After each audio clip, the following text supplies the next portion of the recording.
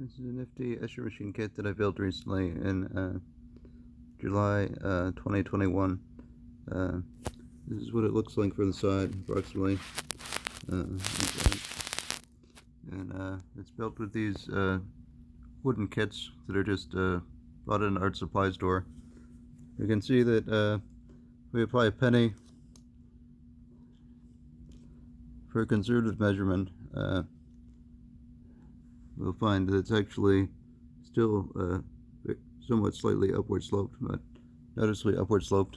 And if we apply the marble to this device, you can find that it rolls upwards like that automatically. So that's pretty interesting.